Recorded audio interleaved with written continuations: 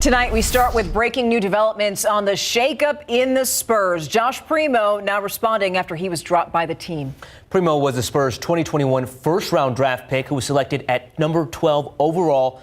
And all this comes even after picking up the third-year option on his contract. Here's the other thing, though. This bombshell came just before tonight's home game against Chicago. So the question is, what went wrong so fast? With more on that, we're going to check in with Greg Simmons. We're hearing from Josh in a moment here. He claims mental health issues. If that's the case, why have the Spurs cut all ties with him, including removing his merchandise from fan websites and, of course, also the AT&T Center? Right now, all the Spurs are telling us right now is that they're sticking with their original statement. But less than 45 minutes ago, Primo released a statement as well. To show you how sudden this came, Primo is featured on the Spurs promotion for tonight's game. He was just in his second year with the Spurs, was one of 5 19-year-old players on the team, the youngest player in the 2021 draft. He had played in every game this season except the last after suffering an injury and the win over the Minnesota Timberwolves, the first time where he had his best game so far with 10 points. This is unprecedented Spurs history, dumping a number 1 draft pick, especially after picking up the option on his contract, and now they still owe him over $8 million.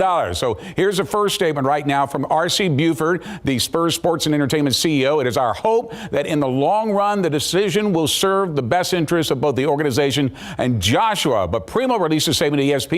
It says, in total, I know that you are all surprised by today's announcement. I've been seeking help to deal with the previous trauma I suffered. Will now take this time to focus on my mental health treatment more fully. I hope to be able to discuss these issues in the future so I can help others who have suffered in a similar way. I appreciate privacy at this time. To show you just how quick this came down tonight, Pop was over 30 minutes late for his pregame media session when the release came out. More on the Spurs' big game tonight, including a win against Chicago, coming up in sports. All right, Greg, thank you. Of course, this is a story that we here at KSAT are staying on top of, and we're going to keep you updated on air and online at ksat.com. The city of San Antonio is trying to limit information from the Eric Cantu shooting investigation. In a letter sent to the Texas Attorney General's office today, city officials asked permission to withhold a wide range of records from the original shooting report to body camera footage that hasn't been released. Cantu was sitting in his car eating a hamburger when SAPD officer James Brennan fired several rounds. Brennan was fired and then arrested and charged. Cantu remains in the hospital. Tonight, a man is accused of attacking his own family with a knife. San Antonio police say that he also wound up in the hospital after he was shot and stabbed. Now, officers responded to a home on Burleson this morning. A mother and her 2 children, who were just 4 and 5 years old, were stabbed. The 5-year-old boy was in critical condition. The children's father was found outside in a parking lot with his own injuries. Now, police have not yet released a motive in that stabbing spree. A deadly RV fire under investigation in Pleasanton. This here was on Jeff Street. The Pleasanton Fire Department says it put out the flames in under 7 minutes, but then the firefighters found something really upsetting, something really sad. A woman was found dead inside of an RV. The state fire marshal is now trying to figure out what caused that fire. San Antonio will likely experience some traffic trouble this weekend, especially in the downtown area where 5 events will be taking place. Here's what you need to know if your Saturday includes plans downtown. From the Alamo Dome to Travis Park, San Antonio is the place to be this weekend. Elton John, Muertos Fest, the Spiritlandia Music Festival, Big Texas Comic Con, and the Texas Wine and Food Festival are all happening Saturday within a span of a few miles. I didn't know about most of them, no. I didn't know they were happening. But the wine one sounds fun. The Elton John concert is expected to bring in 50,000 fans alone. That's why city officials are spreading the word and asking people to plan ahead. We won't be here this weekend because we know it's going to be tough.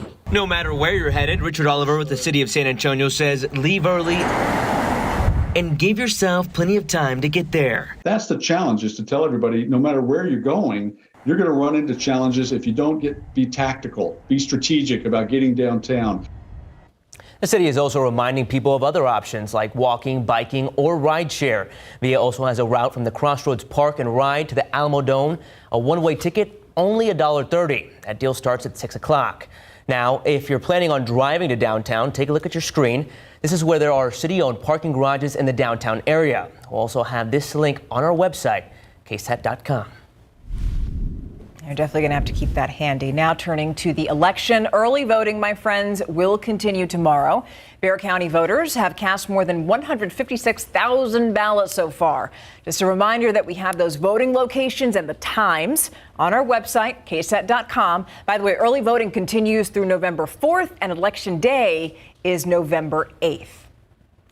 Voters have already said no to security upgrades at Welder ISD, but the Gonzales County School District is asking again. A 20-year, $13 million bond is going to be on next month's ballot, but as the night team's Patty Santos learned, the district is hoping that voters are going to listen to some of its more than 300 students.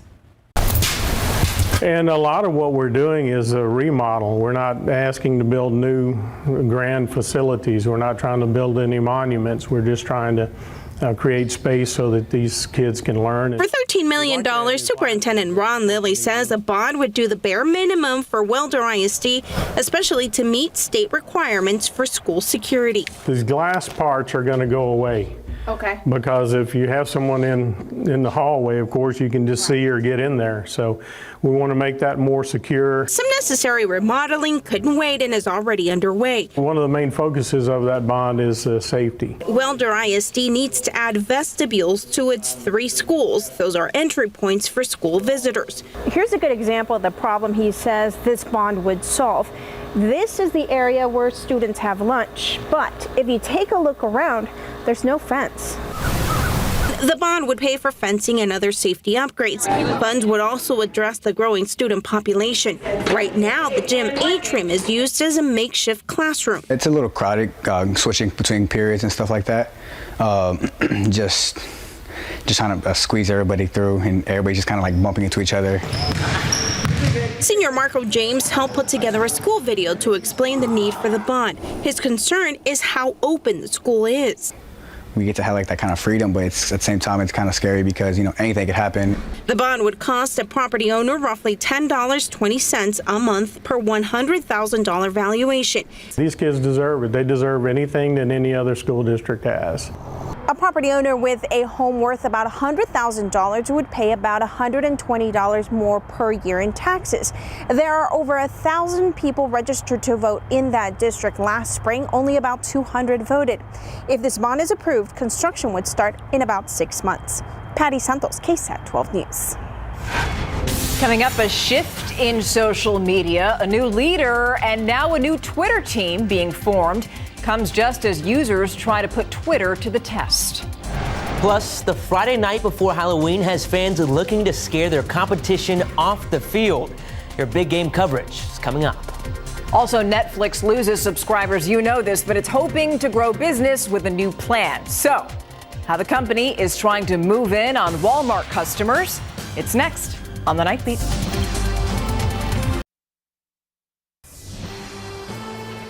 You know, lots of changes are coming to Netflix, but there are more now. The streaming company is trying to grow its business by teaming up with Walmart. The plan comes after Netflix lost a chunk of subscribers earlier this year. The so-called Netflix hubs would sell concession kits of popcorn and candy, as well as music, clothes, and collectibles for its own shows, like Stranger Things, of course. The streamer is also hoping to hold on to viewers by offering a cheaper subscription that comes with commercials, kind of like what Hulu does. That's going to launch in November, next month. But starting next year, users are going to pay more if they share their passwords. New leadership at Twitter is now being put to the test after finalizing the deal to take over the social media site. Elon Musk tweeted, "The bird is free," but it's led to some tests on how far some people can go with their own posts. Musk has promoted free speech, although there are concerns about misinformation and hate speech.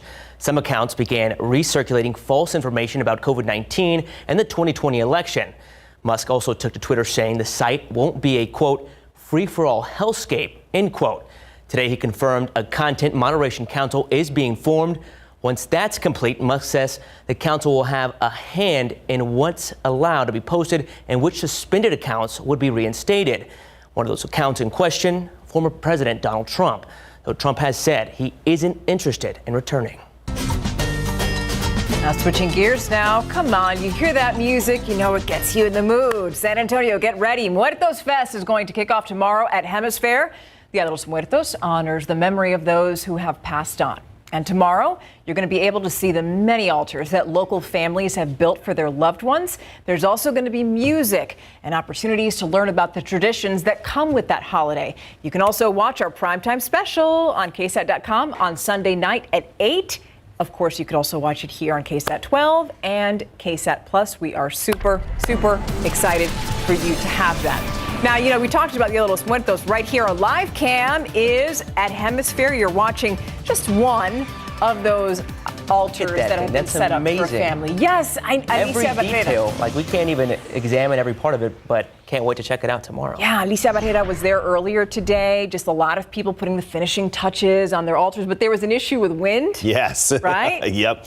Yeah, we were gusting 25 to 30 miles per hour, and it's going to be a little breezy tonight and through the day tomorrow as well. I do want to point out that if you missed out on some of the rainfall earlier today, there's another opportunity. Or if you just weren't pleased with how much you picked up, 40% as we go into Tuesday. So Tuesday is really our next time frame for some scattered showers and maybe a few thunderstorms as well. All right, let's take a look at some of our accumulations today. As usual, a broad spectrum. Officially at the airport, about 1/3 of an inch. Natalia picked up almost 3/4 of an inch. Floresville at 1.41. Fair Oaks Ranch, over an inch, about 1.25 inches. And Elmendorf, 0.9. In some locations just had a few hundredths to a few tenths of an inch. So here's the big picture. Much better and more persistent rainfall. Parts of North Texas and East Texas really drought denting for them. For us, it helped, but it's not going to really have a big impact on our drought conditions. This upper level low, that's moving out. It's going to be replaced by a new one that's going to be dropping into northern Mexico by Sunday into Monday and even into West Texas Monday. It's going to throw some moisture our way and I think give us significant cloud cover on Monday. There is the off chance of a few showers developing Monday night, especially late at night, of course, Monday being Halloween. But right now, it looks like most of the rain would hold off until Tuesday to start falling. But just something you'll want to check back in on is we may see this system come in a little bit sooner than currently anticipated. And of course, we'll be fine tuning the timing and how much rain we could see as well. 72 our high today. That's well below average, the average of 78, and tomorrow's going to be below average as well. Right now we're at 61, dew point of 51. The wind has calmed a little bit. It's out of the northwest now, steady at about 10 miles per hour.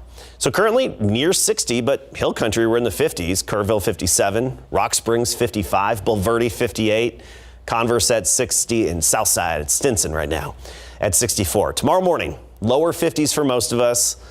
Around San Antonio, about 52 degrees, some upper 40s in the hill country. Then by the afternoon, we're only going to make it into the lower 70s.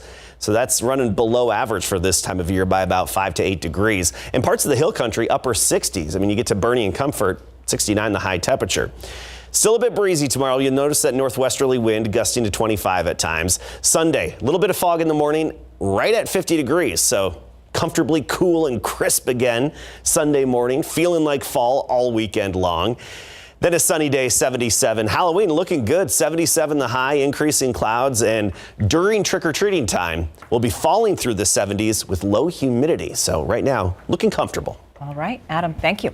That trick-or-treating weather looking great. Now, Greg, the Spurs are stealing the headlines, but there's lots of big game coverage going on. Well, because it's the weather for football, and we're talking about high school football. Also talking about district titles on the line in more ways than one tonight. We have all the highlights for you, plus have more on that Spurs shocker coming up.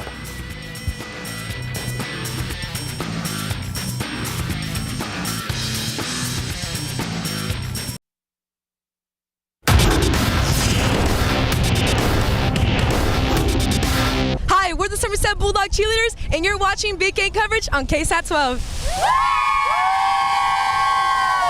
Yes, you are. Showdown in Somerset tonight to decide who takes the district title in 14-4A Division 1. The Bulldogs are the undefeated Bernie Greyhounds. It's number 1 against number 8 in big game tonight. Greyhounds take the first bite. Jackson Bays finds Brooks Perez on the slant and races in for the 11-yard touchdown. 7-0 Bernie. It was 14-0 Bernie before the Bulldogs start to bark here. The pitch goes to Josiah Lugo, and he follows his blockers all the way in from 7 yards out, and only a 7-point game. Bernie answers for the half. Bays to Perez again, this time from 16 yards out. Bernie goes up 21-7. The final from Somerset. Bernie takes it 34-14. Uvalde cheerleaders fired up in the sideline against Memorial, and here's why. Uvalde up 7-0. When we arrive in the second, the Coyotes on the run. Abram Ale takes a pitch on the option. He gets around the corner, races down the sideline, picking up 30 yards before getting knocked out of bounds. And it leads to this. Jaden Gonzalez takes a handoff. He goes right up the middle for the 8-yard touchdown. 14-0 Uvalde. They win it 31-6. Former Judson Rocket UTSA safety Rashard Wisdom taking tonight's game in between Judson, #1 ranked Steel at Rutledge Stadium. Rockets down 14-7 in the fourth.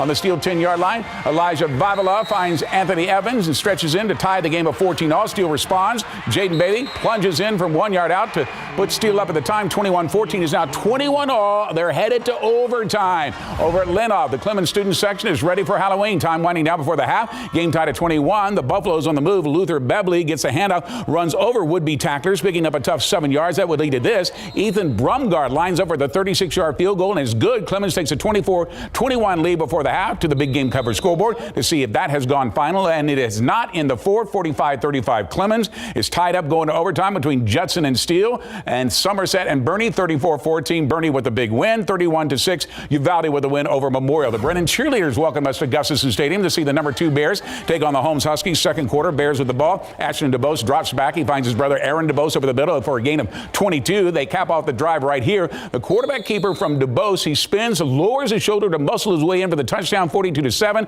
and Brennan takes it 56-14. The Taft Raiders hosting the John Jay Mustangs tonight, trying to stay second in district. First quarter, Taft on the move. Quarterback Johnny Lott with a play-action pass, swings it out to Jaden Alaman in the flat. He goes to work getting down the sideline, fighting off multiple defenders, picking up 40 yards all the way down to the J2-yard line. From there, Lott punches it in to give Taft a 7-0 lead. But let's see if that's gone final. How about that?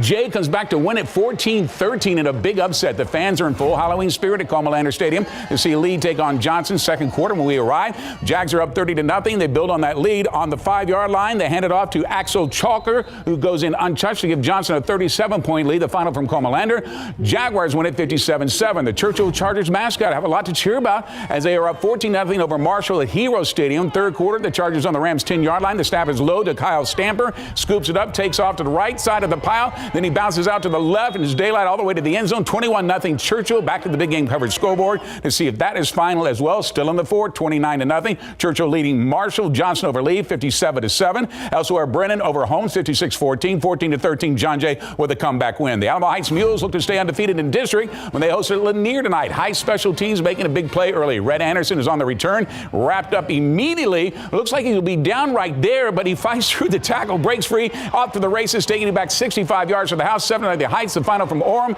Mules win it 63-7 after beating Harlandale last week. The Burbank Bulldogs looking to stay second in district. First quarter, Bulldogs inside the 20 of Edison. Quarterback Kevin Hernandez takes a snap, can't find anyone, so he breaks out of the pocket to the right. Looks like he might get sacked, but spins out of the tackle, reverses field to the left, and he has space to run. He picks up a block downfield, manages to tippy-toe his way down the sideline, lunges in for the 19-yard touchdown. How about that run? 7-0 Burbank, and Bulldogs bite 32-21. The Harlandale Indians looking to bounce back this week against the mighty Mustangs of Jefferson, but the Mustangs still have a kick. Third quarter, Jeff is down 13-3, but keep up the fight. Quarterback Amonte Carter keeps it on the option read. He goes straight ahead, slips out of one tackle, breaks free for the 33-yard score.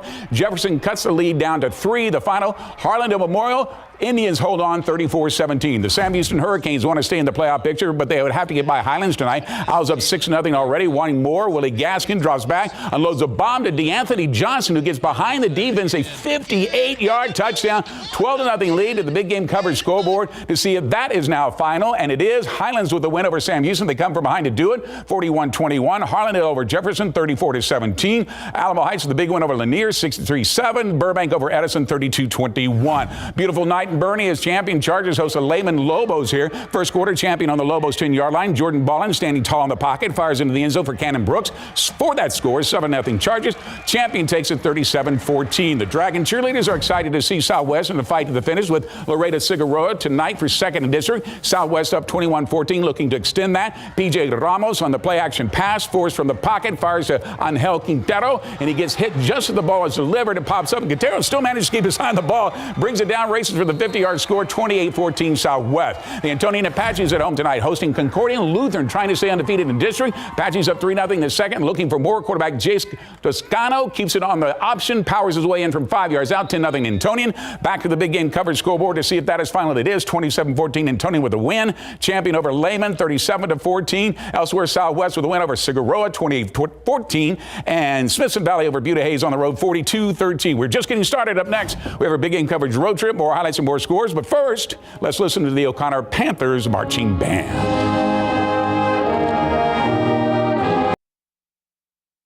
Our big game coverage road trip has Andrew and photographer Eddie Latigo headed south with stops in Poteet, Pleasant, and in Charlotte. And that's where we find our Andrew Seeley live from Trojan Country. Hey, Andrew. Hey, Greg. Week 10 means playoff positioning is on the line, and there was no better example of that than in Poteet, where the Aggies had a huge district matchup.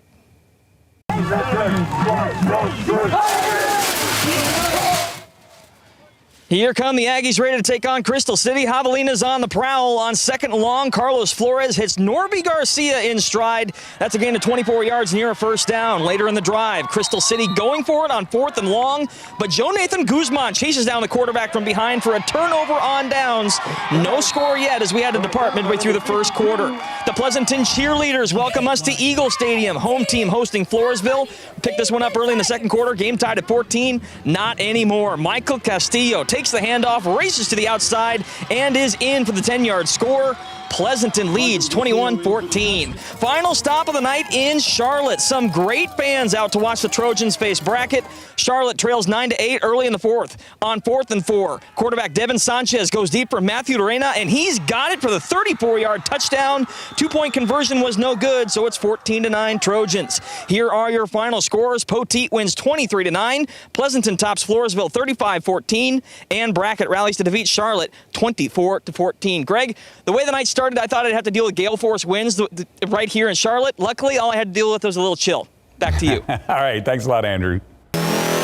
Just now, report tip-off. The Spurs dropped a bombshell when they announced they have waived Josh Primo, their first-round pick at number 12 overall just last year, after picking up the third-year option. And he's actually released a statement saying it's due to mental health issues. To the action on the court, Spurs taking on DeMar DeRozan. The Bulls, fourth quarter. Spurs cap off a 10-2 run. Keldon Johnson drains a corner three to put the Spurs up by 1. Jakob Poeltl driving the paint for the bucket. Spurs are now up by 4. Johnson with 33 points. Poeltl with 21 points, 13 boards. The Spurs take down the Bulls. Big home win. In fact, their first of the year, 129-124. Next up for the Spurs, guess who comes calling? The Minnesota Timberwolves, who they've already played twice in Minnesota, Sunday at 6 o'clock. First playoff game of the 2022 USL postseason. A sellout crowd on hand at Toyota Field to see San Antonio FC host the Oakland Roots SC. Just 2 minutes into the match, and Sam Aditoran finds the back of the net, and that is his fourth goal against Oakland this season. It was 1-0 San Antonio at halftime. Santiago Patino scored twice after halftime. SAFC wins 3-0, will now host the Western Conference Finals match. That is something. And let's take a look at the World Series. It is tied up at 5-5 at all in the 8th inning. Houston was actually leading with Justin Verlander on the mound 5-0, and he gave up 5 runs in just 2 innings, and it stays that way right now through the 8th inning. And getting back to Josh Primo, we discussed this a little bit earlier here, but he is claiming he has mental health issues brought about by some trauma he has suffered in his lifetime. He wants to take time off to work on that. The problem is the Spurs have gone out of their ways to cut ties with him, even though they owe him $8 million. Because remember, they have to pay him $4 million this year, and then they picked up the option year on his contract for next year. That's another $4 million. So, and they've also completely removed any of his merchandise off of their fan website. So there's more to come in this story, I guarantee you. I was just about to say, there's lots to be told in this story. Lots of just weird circumstances, as you mentioned. Yep. Thanks for that, Greg. Thank you. And we'll be right back. You know, we've been talking about this because we're so excited. Just a reminder before we go, Muertos Fest is going to kick off tomorrow at Hemisphere. There's going to be so much to look at. We're talking music, food, costumes, a procession, just so much. You've got a lot of opportunities to learn about the traditions that come with the day of the holiday of Dia de los Muertos. We're going to have all the details for you. We have them in one place. Just scan that QR code that you see on your screen. By the way, as far as Muertos Fest is concerned, Alicia Barrera and myself will be out there. You can watch our primetime special on Sunday night. It's going to be on KSAT.com, KSAT 12, and also KSAT Plus, and it's going to air at 8 o'clock. know what that means? That we got you covered in all aspects. Everywhere you turn, we'll be there. Thanks for joining us, guys. We'll see you at Muertos Fest. Have a fantastic weekend.